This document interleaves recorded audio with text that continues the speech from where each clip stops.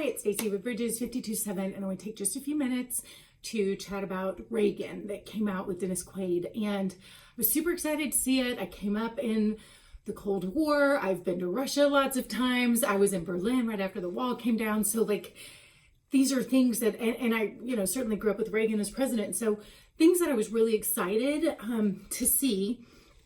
It was, the critics have not been kind.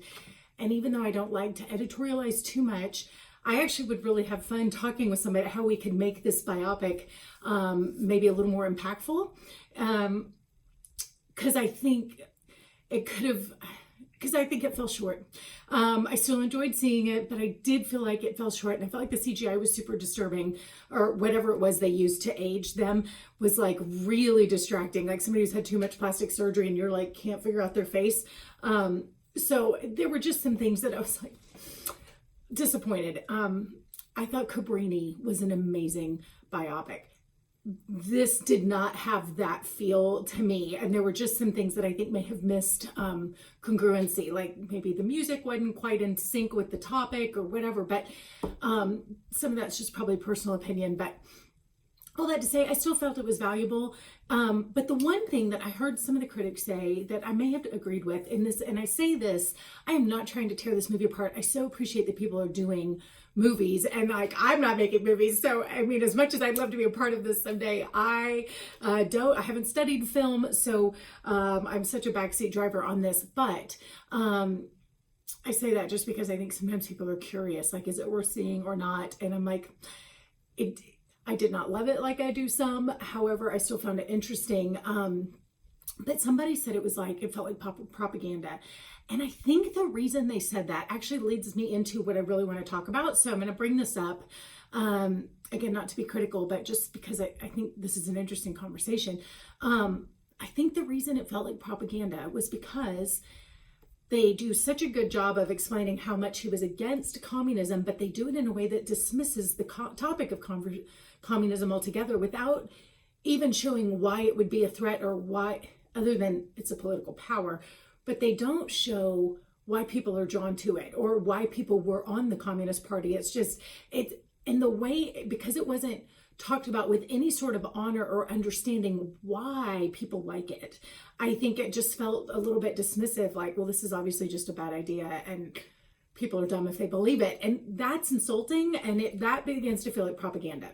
So, and again, you may not agree with that, and it really doesn't matter, because what I do want to get into though is honoring the conversation just a little bit, because it brings us into some great faith conversations.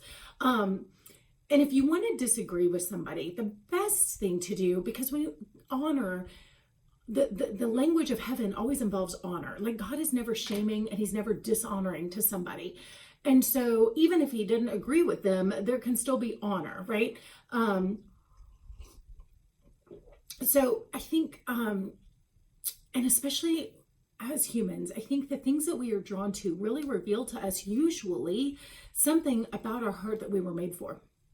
And so if C.S. Lewis talked about like having an itch for something, you have hunger because you were made to be, to eat, right? You were thirsty because there's water to fill that. Like, you have hungers and desires for things because you have a longing for something that something was made to fill that longing, right? And your hunger leads you to the thing you need. So I think when we start to recognize that there's something in communism that continually calls to people, it's been around for a long time for a reason.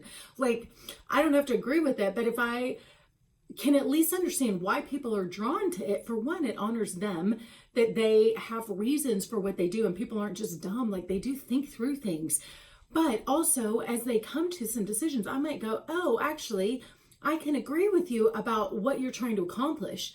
I may disagree about how we get there and whether or not that method fixes the problem or not. I can agree with them that we have some similar desires. And not only that, but I think the Bible supports some of the things that communism promises to fulfill, even though I don't think communism is the right way to do it.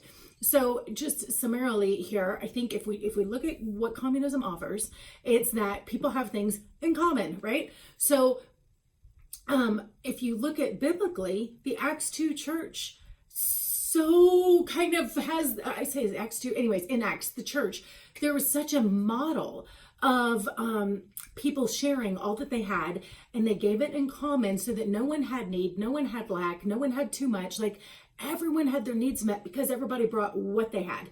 And the Bible talks about outdo one another in love and acts of service. So when you voluntarily give what you have to each other, then first off, it fights against your like poverty mentality that I can't give to you what I have because I may not have enough down the road, so I need to keep it for a rainy day. Instead, it's like, I'm going to trust that as I give to you what you need in your time of need, when I have a time of need, the good Lord is so good. He will give back to me. And whether it's through that person I served or someone else, that like there's always enough in the kingdom. And so we don't have to hoard our things. We can actually share. So now we have people who are voluntarily a part of this community, giving what they have. But because the people receiving it, nobody said they're entitled to it. It's a volunteer thing. So first off, you're not forced to give, which means that now when I earn money, I get to give it back. And then it's fun because I'm giving it and it's my choice. It does not feel the same if I'm forced to give it. Then it just feels like, why bother working? You're going to take it all from me anyways. If it could be mine and I choose to give, I have a totally different mentality about giving now.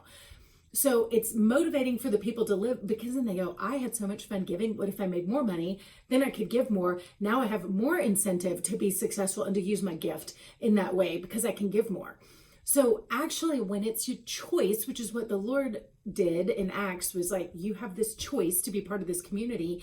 And because we're motivated by love, people gave more. So as people did that, you're motivated to go do better and have more because you have more to give. And then the people who are receiving, it actually fosters a sense of gratitude in them, because if I'm obligated to receive, then I just get mad if the government doesn't provide for me, right? Like I can just be mad. I don't have to do anything because I'm entitled to the handouts.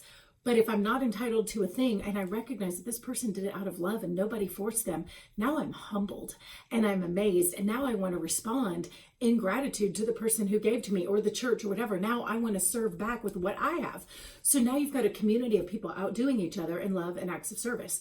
You don't have that in communism because it's forced. So again, I think if we look at the conversation and what is it that you hope to accomplish with this, we can probably all agree that there's some beauty in helping some things. We don't like that there are people who are dying of starvation or people being abused or whatever. Like we would love to have a greater sense of equality. However, what we don't want to do is disincentivize people, and we don't want to force people to be loving because that's not love, right? That's slavery. So again, I may really agree with the heart behind it. I may not agree with the methods, but the beauty of it is if I can understand what it is that people are longing for in their hearts, I can actually say, do you know that God actually really cares about this? Like, I know the church is maybe in some circles not known for being the most generous. I know Sunday afternoon lunch crowds at restaurants are not known for being the big tippers. They're not known for some things. However, in other communities, the church is the most generous. They are the ones taking care of the poor. So I understand this doesn't, it's not all the time, but if the church is living out the way God said, the government should never need to take care of the poor, because that's actually the church's job. The church should be the one looking out for the brother in need first and foremost. That should be the church's job. And if they had done their job better, and not to be casting stones, but to like inspire us to live better, if we do our job well, the government won't need to impose any of that. It'll be taken care of. The only reason the government's doing it is because there's a hole there and somebody needs to do it. So the government is picking up the slack because the church did not do that. Dave, my dog is into something she should not be. I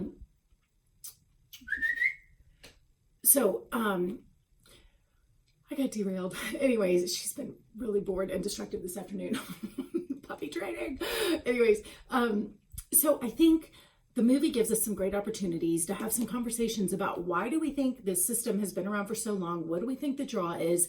Do we see the church or the Lord challenging people to actually be the answer to that need? And if the church did that, would we need government to do it? I mean, I think these are really important conversations, because here's the deal. God's not anti-government. He actually came to set up a government. Like, that's the amazing thing. God came for government. He just wants to be the king. And short of him being here and ruling on earth, I do think democracy is maybe the best we can do. However, God came to set up rule, to be a kingdom, to rule in our hearts, to rule over the land, and he has plans, and he wants things to be fair and equal. He has a lot to say about justice, a lot to say about the poor, a lot to say about how we give our finances and things. Like, all of these things are actually contained in the Bible. And if you start looking at what does kingdom government look like, I think we find that we can honor the conversation of communism and do it a lot more dignity than, or the people who have been on that side, a lot more dignity than what we've given them, and actually win some friends and allies and say, how do we go about solving this problem together, because we can agree there's a problem. So this got a little long, and I'm sorry, but I'm hoping this maybe helps us have some interesting conversations about kingdom and government and God's ideal for things, and uses, whether or not you see the movie, but uses politics now as, there she is, as a way to now help lead people to how good Jesus really is, and the fact that he cares so much about us that he has ideas about government too. He did not leave us alone in any area of our life. He has plans if we will look to him for how things can be run in a way that that brings peace on earth. So, all right, this is Daisy with Bridges 52.7, and I hope that you will learn to dig deep and reach wide and connect your life to Christ.